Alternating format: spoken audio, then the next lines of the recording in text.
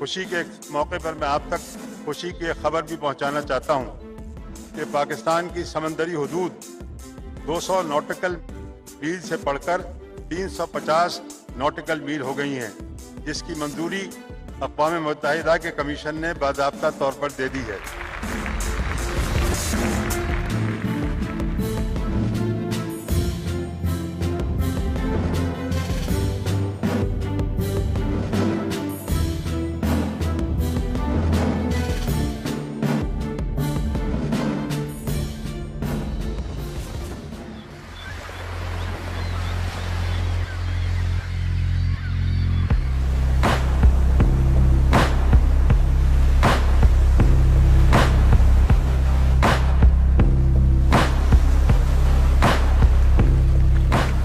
یہ ہماری کہانی ہے، خیال کی اس سرزمین کی کہانی جہاں حفاظت کی بنیاد نظریے پہ کھڑی ہے۔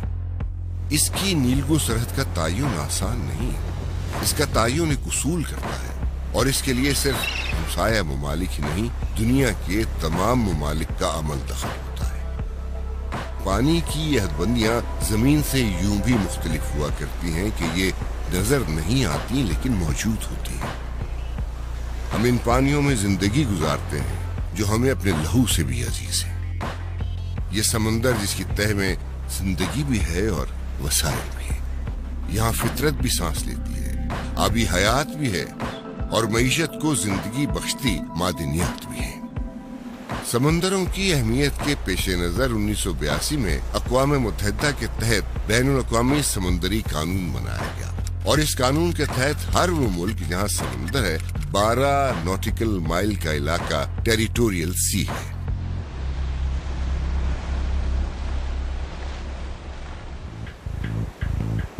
اس جگہ کے تمام جاندار اور بے جان وسائل پر اس ملک کو اختیار دیا گیا ہے، اور ریاست کے تمام قوانین لاگو ہوتے ہیں۔ راہداری سے توانائی کے حصول تک تمام حقوق ساحلی ملک کو دیے گئے ہیں۔ اسی کنونشن کے تحت ایکسکلوسیو اکنامک زون کا تعین کیا گیا ہے، جو ساحل سے لے کر 200 نوٹیکل مائلز تک سمندر میں بنایا جا سکتا ہے۔ ایکسکلوسیو اکنامک زون میں سمندر کی سطح اور زیر آب تمام وسائل پر اس ملک کا استحقاق ہے۔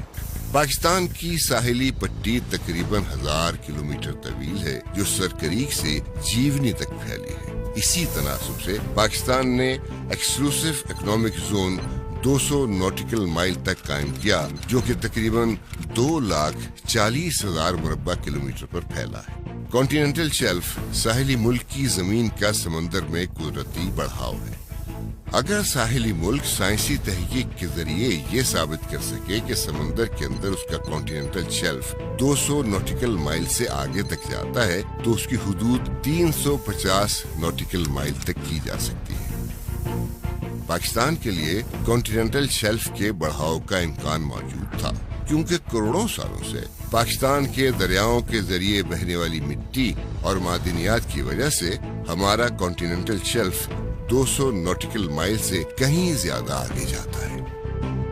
ہر آزادی کی ایک ذمہ داری ہوا کرتی ہے، اور ہماری ذمہ داری ہمارا فرض نہیں ہے، ہماری روایت ہے۔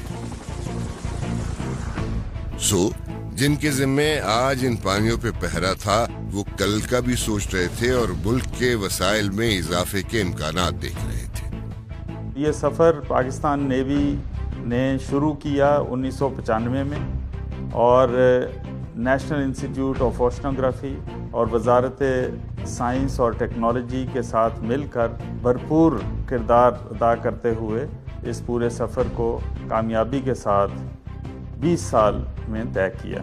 کانٹیننٹل شیلف کی اہمیت کو مد نظر رکھتے ہوئے پاک بحریہ نے 1995 میں پہلی بار وزارتی سطح پر کانٹیننٹل شیلف کی توسیع کے کیس کا آغاز کیا۔ کافی غور و فکر کے بعد حکومت پاکستان نے ایک بین الوزارتی کمیٹی تشکیل دی، جسے اس توسیع کا منصوبہ سونپا گیا، اور اس کام کی ذمہ داری نیشنل انسٹیٹیوٹ آف اوشیانوگرافی کو سونپی گئی، جنہیں پاک بحریہ کے ہائیڈروگرافی ڈپارٹمنٹ کے تعاون سے اور وزارت سائنس و ٹیکنالوجی کی سرپرستی میں مکمل کرنا تھا۔ نیشنل انسٹیٹیوٹ آف اوشنوگرافی کے سائنٹسٹوں نے ہائیڈروگرافی کے آفیسرز کے ساتھ مل کے دن رات انتھک محنت کے ساتھ اس بڑے چیلنجنگ ٹاسک کو، کیونکہ یہ اس سے پہلے آج تک اس قسم کی نوعیت کا کوئی پروجیکٹ پاکستان میں نہیں ہوا تھا، اور اس میں بہت ساری ٹیکنیکس اور بہت سارے ڈیٹا ایکوزیشن ایسے تھے جو پہلی دفعہ پاکستان میں ہوئے، اور الحمدللہ ہماری انتھک ٹیم کی انتھک کامیابی اور محنت کے ساتھ اللہ تعالیٰ نے ہمیں کامیابی دی۔ کاغذ پر کھینچی گئی لکیروں کو سمندر پر ڈالنا آسان نہیں تھا، اور سمندر بھی وہ جس کی پیمائش خود آزمائش تھی۔ وسائل کے مسائل ہمیشہ کی طرح راستہ روک رہے تھے، لیکن جہاں منزل ملکی اور عوامی مفاد ہو وہاں محنت اور لگن سے یہ رکاوٹ بھی عبور کر لی گئی۔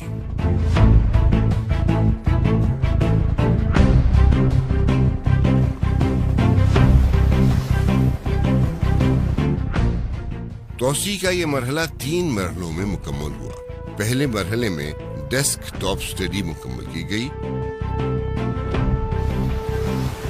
دوسرے مرحلے میں ساحل اور سمندر سے متعلق سائنسی اعداد و شمار اکٹھے کیے گئے۔ اس مرحلے کو 3 حصوں میں مکمل کیا گیا۔ پہلے مرحلے میں 11,000 کلومیٹر پر محیط ملٹی بیم سروے کیا گیا۔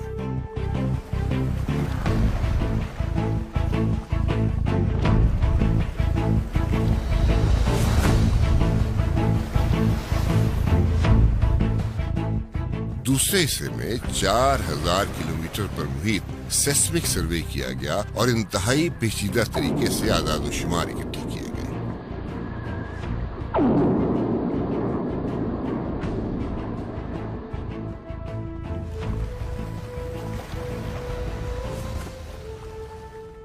اس پروجیکٹ میں ملٹی بیم کا ڈیٹا بہت اہمیت کا حامل تھا، جو کہ آئیڈینٹیفائی کرتا تھا سب باٹم فیچر اینڈ سلوپس کو۔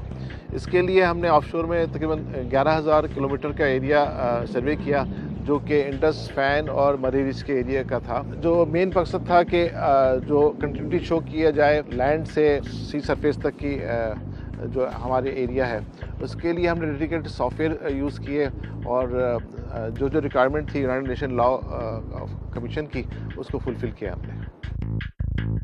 ڈیسک ٹاپ اسٹڈی اور سروے کے دوران غیر ملکی ماہرین اور سروے شپس کی خدمات بھی حاصل کی گئیں۔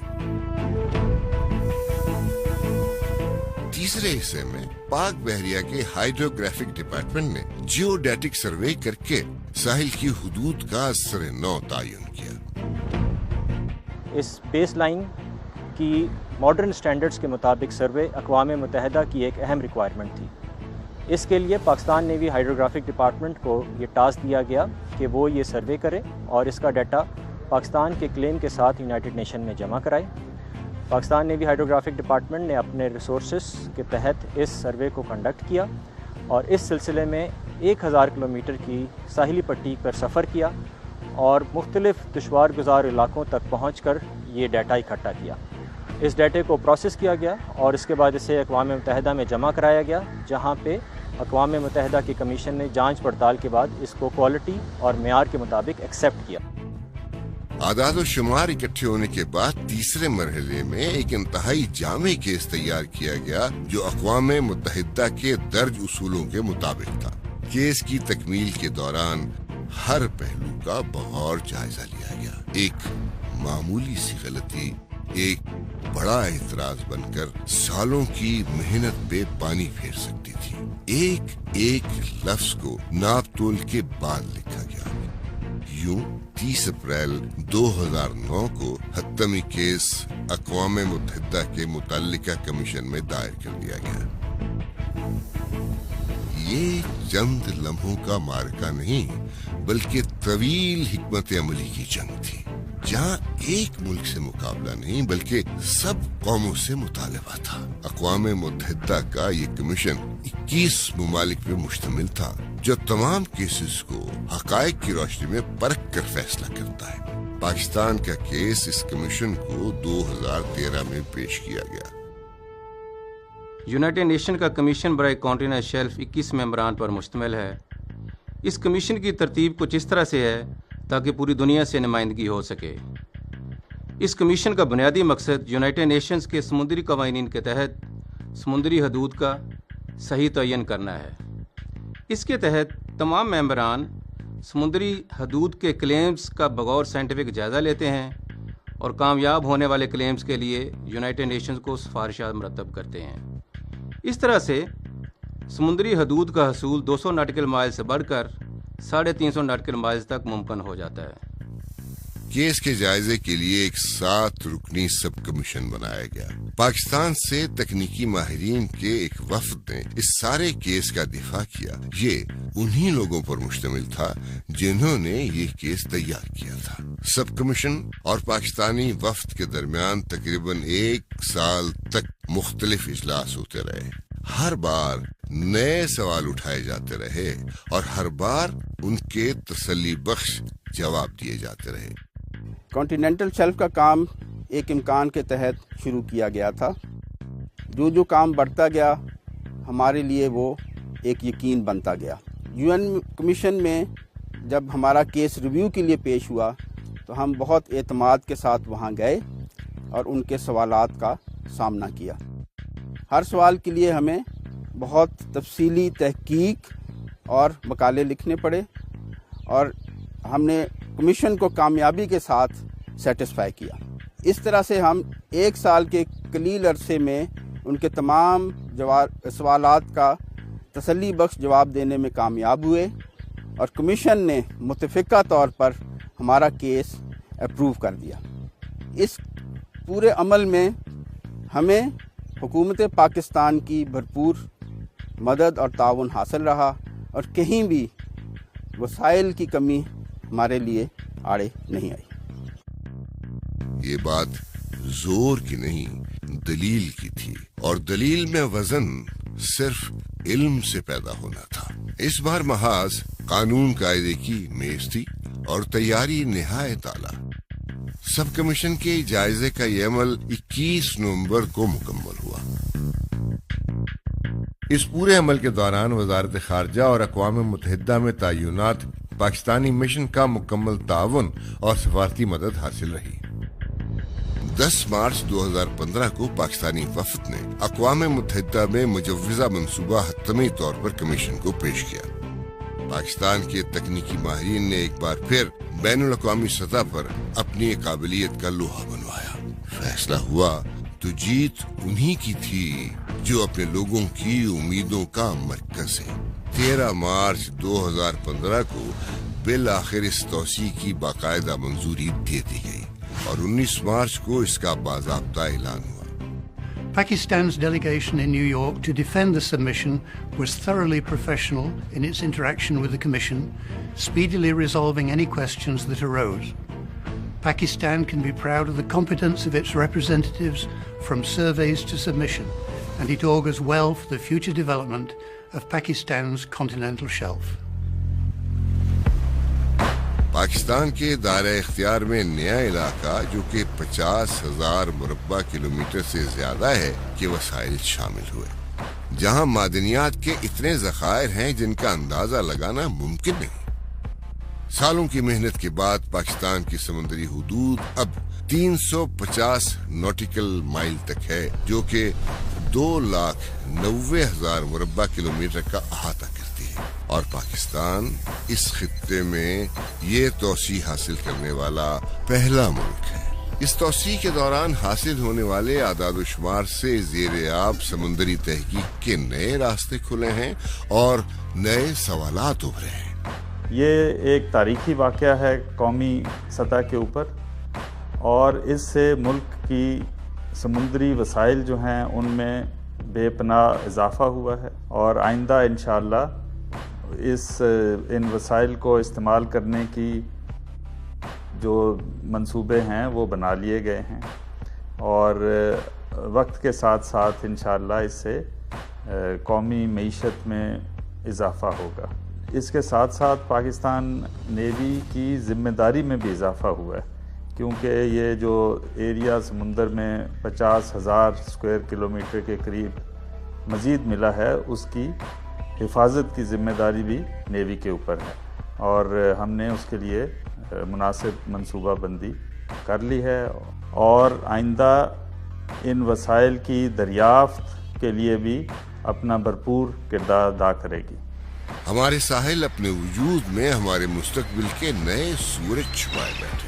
یوں تو آج بھی سمندر سے حاصل ہونے والی خوراک کا اندازہ 1.2 بلین ڈالر تک لگایا جاتا ہے، جو کہ مجموعی ملکی پیداوار کا 1% ہے، اور تقریباً 240 ملین ڈالر تک کا زر مبادلہ حاصل کیا جاتا ہے۔ مگر کانٹیننٹل شیلف کی توسیع سے اس شعبے کو مزید فروغ ملے گا۔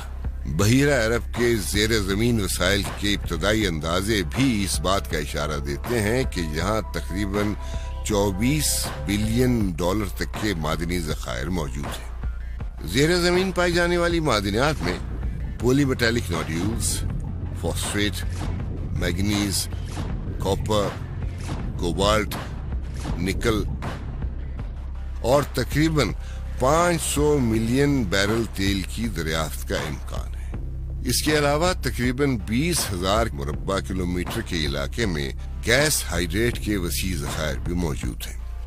میری ٹائم سیکٹر سے پاکستان کو ملنے والے اضافی سمندری حدود کے وسائل سے خاطر خواہ فائدہ اٹھانے کے لیے اب ریسرچ اینڈ ڈیولپمنٹ کی اشد ضرورت ہے، اور اس کے لیے حکومت مؤثر منصوبہ بندی کر رہی ہے۔ اس سلسلہ میں اضافی سمندری حدود سے زیادہ فائدہ حاصل کرنے کے لیے وسائل کی فراہمی پر بھی غور کر رہی ہے، اور مستقبل میں انشاءاللہ پاکستان اور پاکستانی قوم کے لیے بے پناہ قدرتی وسائل جو اس اضافی رقبہ سے دستیاب ہوں گے بہت فائدہ مند ہوں گے۔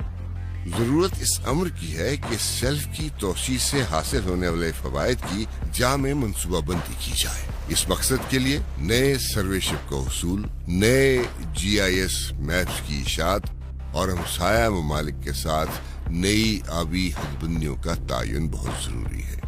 ہمیں اپنی اس توسیع کے تناظر میں نئے بین الاقوامی معاہدے اور نئے تحقیقی روابط بھی قائم کرنا ہوں گے۔